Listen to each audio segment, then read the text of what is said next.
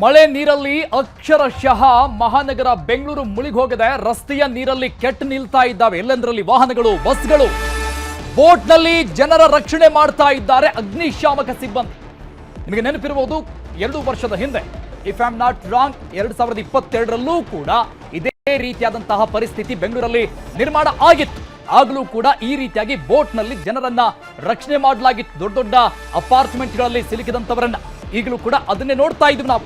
White field ನ ಚನ್ನಸಂದ್ರದಲ್ಲಿ ಗೋಡೆ ಕುಸಿದು ಮಹಿಳೆ ಸಾವನ್ನಪ್ಪಿದ್ದಾರೆ. ಮತ್ತೊಂದು ಕಡೆ ಶಶಿಕಲಾ ಕುಟುಂಬಕ್ಕೆ 5 ಲಕ್ಷ ಪರಿಹಾರ ಕೊಡುವಂತೆ ಸೂಚನೆ ಬಂದಿದೆ. ಶಶಿಕಲಾ ಕೆಲಸ ಮಾಡಿಕೊಂಡಿದ್ದ ಕಂಪನಿಗೆ ಪಾಲಿಕೆ ಸೂಚನೆ ಕೊಟ್ಟಿರೋದು. ಪಾಲಿಕೆ ಮುಖ್ಯ ಆಯುಕ್ತರಿಂದ ಕಂಪನಿಗೆ ಸೂಚನೆಯನ್ನ ನೀಡಲಾಗಿದೆ, 5 ಲಕ್ಷ ಪರಿಹಾರವನ್ನ ಕೊಡಬೇಕು ಅಂತ. ನೋಡಿ, ಈ ರೀತಿಯಾದಂತಹ ಅವಾಂತರಗಳು, ಸಮಸ್ಯೆಗಳು, ಪ್ರಾಣಹಾನಿಗಳು ಸಂಭವಿಸ್ತಾನೆ ಇದೆ. 2 ವರ್ಷದ ಹಿಂದೆ ನೋಡಿದಂತಹ ಜಲಪ್ರವಾಹ ಮತ್ತೊಂದು ಬಾರಿ ನಮ್ಮ ಕಣ್ಣೆದುರು. ಈ ಹಿಂದೆನೇ ಸರ್ಕಾರ ಒಂದಿಷ್ಟು ಅಕ್ರಮವಾಗಿ ಈ ರಾಜಕಾಲುವೆಗಳನ್ನು ಒತ್ತುವರಿ ಮಾಡಿಕೊಂಡಿದ್ದಂತಹ ಕಟ್ಟಡಗಳನ್ನು ತೆರವು ಮಾಡುವಂತಹ ಕೆಲಸಕ್ಕೆ ಮುಂದಾಗಿತ್ತು. ಬಟ್ ಅದು ಎಷ್ಟರ ಮಟ್ಟಿಗೆ ಮುಂದುವರಿಸಿದ್ರೆ ಗೊತ್ತಿಲ್ಲ. 1-2-3 ದಿನ ಮಾಡಿ ಮತ್ತೆ ಅದು ಅಲ್ಲಿಗೆ ಸ್ಟಾಪ್ ಆದಂಗೆ ಕಾಣಿಸ್ತಾ ಇದೆ. ಸೊ ಹಾಗಾಗಿ ಈ ಸಮಸ್ಯೆಗಳು ಸಹಜವಾಗಿ ಗ್ರೇಟರ್ ಬೆಂಗಳೂರು ಈ ರೀತಿಯಾಗಿ ಯೋಜನೆಗಳನ್ನು ಹಾಕಿಕೊಳ್ತಾ ಇರುವಂಥ ಸರ್ಕಾರ, ಅದರ ವಿರುದ್ಧವಾಗಿ ವಾಟರ್ ಬೆಂಗಳೂರು ಯಾವ ರೀತಿಯಾಗಿ ನಿರ್ಮಾಣ ಆಗ್ತಾ ಇದೆ ಅನ್ನೋದನ್ನ ಈ ಸ್ಥಿತಿಗಳು ತೋರಿಸ್ತಾ ಇದೆ. ನೋಡಿ, ಜನಜೀವನ ಯಾವ ರೀತಿಯಾಗಿ ಅಸ್ತವ್ಯಸ್ತವಾಗಿ ಬದುಕು ಸಾಗಿಸೋದಕ್ಕೂ ಆಗದಂತಹ ಪರಿಸ್ಥಿತಿಯಲ್ಲಿ, ಪೇಷಂಟ್ಸ್ಗಳ ಪರಿಸ್ಥಿತಿಯನ್ನ ಹೇಳೋಕೆ ಆಗೋದಿಲ್ಲ. ಆ ರೀತಿಯಾಗಿ ಈ ವಯೋವೃದ್ಧರು, ಚಿಕ್ಕ ಮಕ್ಕಳು ನೋಡಲಾರದಂತಹ ಸ್ಥಿತಿಗಳು. ಇನ್ನು ಅಲ್ಲಲ್ಲಿ ಮರಗಳು ಕೂಡ ಬಿದ್ದಿರುವುದನ್ನು ನೋಡ್ತಾ ಇದ್ದೀವಿ. ಪ್ರಮುಖವಾಗಿ ಏರ್ಪೋರ್ಟ್ಗೆ ಹೋಗುವಂಥ ರಸ್ತೆ ಮಧ್ಯಭಾಗದಲ್ಲಿ ಬೃಹದಾಕಾರದ ಮರ ಬಿದ್ದಿತ್ತು. ನಮ್ಮ ಪ್ರತಿನಿಧಿಯನ್ನ ಎಕ್ಸ್ಪ್ಲೇನ್ ಮಾಡ್ತಾ ಇದ್ರು. ಕಿಲೋಮೀಟರ್ ಗಟ್ಟಲೆ ಟ್ರಾಫಿಕ್ ಜಾಮ್ ಆಗಿದೆ. ಈ ರೀತಿಯಾದಂತಹ ಸಮಸ್ಯೆಗಳು ನಿರ್ಮಾಣ ಆಗ್ತಾನೆ ಇದೆ. ಇನ್ನೂ ಕೂಡ ಕೋರಮಂಗಲ ಬೈಕ್ ಶೋರೂಮ್ಗೆ ನುಗ್ಗಿದೆ ಮಳೆ ನೀರು. ಬೈಕ್ ಶೋರೂಮ್ ಬೇಸ್ಮೆಂಟ್ ಸಂಪೂರ್ಣವಾಗಿ ಜಲಾವೃತ ಆಗಿ ಹೋಗ್ಬಿಟ್ಟಿದೆ. ಬೇಸ್ಮೆಂಟ್ ನಲ್ಲಿದ್ದಂತಹ 10 ಎಲೆಕ್ಟ್ರಿಕ್ ಬೈಕ್ಗಳು ಮುಳುಗಡೆಯಾಗಿದೆ. ದೃಶ್ಯದಲ್ಲಿ ನೋಡ್ತಾ ಇದ್ದೀವಿ.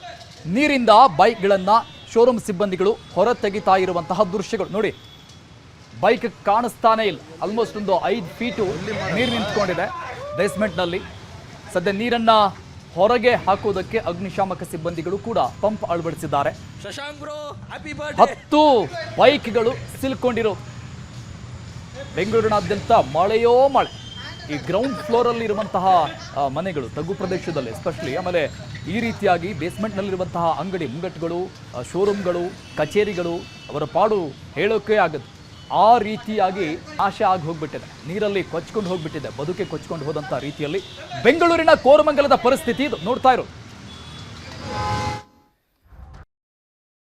ಮಳೆರಾಯನ ಆರ್ಭಟಕ್ಕೆ ರಸ್ತೆಗೆ ಬಿದ್ದಿದೆ ಬಸ್ ಸ್ಟ್ಯಾಂಡ್. ಬೆಂಗಳೂರಿನ KR ಸರ್ಕಲ್ ಬಳಿ ನಡೆದಂತಹ ಘಟನೆ ಇದು. ವಿಶ್ವೇಶ್ವರಯ್ಯ ಎಂಜಿನಿಯರಿಂಗ್ ಕಾಲೇಜು ಬಳಿಯ ಬಸ್ ಸ್ಟಾಪ್ ಮಗುಚಿ ಬಿದ್ದಿದೆ. ನೋಡ್ತಾ ಇದ್ದೀವಿ ದೃಶ್ಯದಲ್ಲಿ. ಬೆಳಗಿನ ಜಾವ ಸುರಿದಂತಹ ಭಾರಿ ಮಳೆಗೆ ಜೊತೆಗೆ ಗಾಳಿ ಕೂಡ ಇತ್ತು. ಈ ಬಸ್ ಸ್ಟಾಪ್ ಬಿದ್ದು ಹೋಗಿದೆ. ಶೆಲ್ಟರ್ ಸಂಪೂರ್ಣವಾಗಿ ನೆಲಕ್ಕೆ ಕುಸಿದು ಬಿದ್ದಿದೆ. ಬೆಳಗಿನ ಜಾವ ಆಗಿದ್ರಿಂದ ಯಾವುದೇ ಅನಾಹುತ ಸಂಭವಿಸಿಲ್ಲ ಅದೃಷ್ಟದಿಂದ. ನೋಡಿ, ಬಸ್ ಸ್ಟಾಪ್ ಅಂದಮೇಲೆ ಸಹಜವಾಗಿ ಜನ ನಿಂತ್ಕೊಂಡಿರ್ತಾರೆ. ಕಾಲೇಜಿಗೆ, ಶಾಲೆಗೆ ಹೋಗುವಂಥ ಮಕ್ಕಳಿರ್ತಾರೆ, ಕಚೇರಿಗಳಿಗೆ ಹೋಗುವಂಥ ಕೆಲಸಗಾರರಿರ್ತಾರೆ.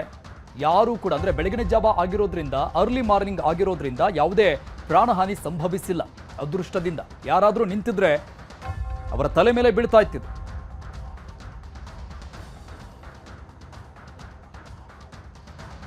ಯಾವ ಜಿಲ್ಲೆಗಳಲ್ಲಿ ಆರೆಂಜ್ ಅಲರ್ಟ್ ಇದೆ ಇನ್ನೂ ಒಂದೊಂದನ್ನು ನೋಡ್ತಾ ಇದ್ವಿ. ಧಾರವಾಡ, ಹಾವೇರಿ, ಹಾಸನ ಮತ್ತು ಕೊಡಗು, ಈ ಎಲ್ಲ ಜಿಲ್ಲೆಗಳಲ್ಲಿ ಇನ್ನೂ ಕೂಡ ಆರೆಂಜ್ ಅಲರ್ಟ್ ಇದೆ. ಈ ರೀತಿಯಾಗಿ ಮಳೆ ಮುಂದುವರಿಯುತ್ತೆ ಅನ್ನುವಂತಹ ಸೂಚನೆ ಹವಾಮಾನ ಇಲಾಖೆಯಿಂದ ಸಿಗ್ತಾ ಇದೆ.